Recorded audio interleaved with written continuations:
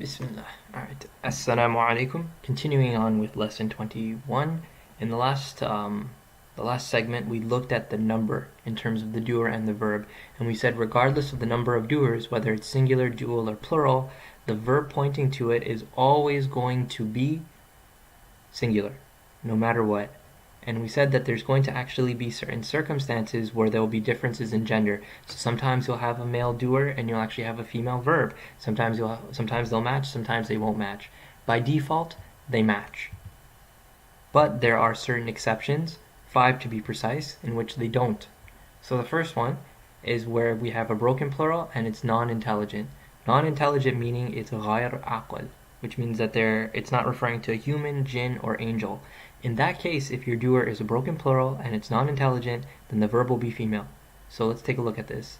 Jimalu, al-jimalu means the male camels, and nuqu means the female camels.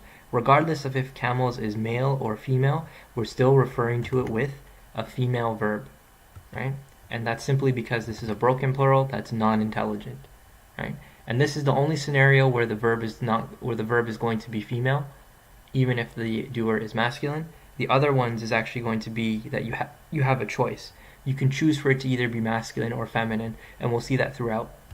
So the second exception is if the doer is sound plural, and by sound plural we mean that the original state of the word is not broken, rather something has been added on to the end, such as an atu, which designates 3 or more females, or an atin if it's in a state of nasb or jar, or ani, una, all those different things, right? You can go back and take a look at that if you'd like. So in this case where the doer is sound plural and it's non-intelligent, meaning it's not a human, jinn, or angel, then the verb can be either masculine or feminine. You have the ability to choose. So in this case we have bayyinatu, which is a sound plural. We know that because of the atu ending, and it's non-intelligent, so you can refer to it with ja'a, or you can refer to it with the female version of ja'a, which is ja'at. The third exception is when the doer is broken plural and it is intelligent, aqil. And in this case, the verb can be either masculine or feminine, right? So rusul is a broken plural and it's intelligent. It's referring to a human being, right? And messengers is masculine in this case.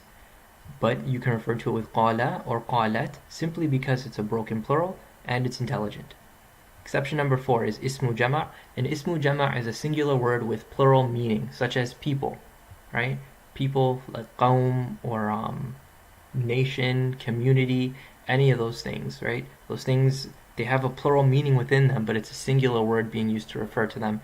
In that case, you have the option of putting in either a masculine or feminine verb. It doesn't matter.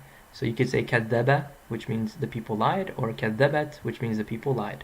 It's just the only thing you're changing is that this is a female verb and this is a male verb. You can use it at your own discretion because we're referring to an ismu jama'. And then exception number 5 is words that are exclusively female, which essentially means there are things that can only refer to females, such as hamilun, pregnancy. It's never going to mean a man that's pregnant. That's a female thing only. And in that case, the verb can be either masculine or feminine. Assalamu alaikum.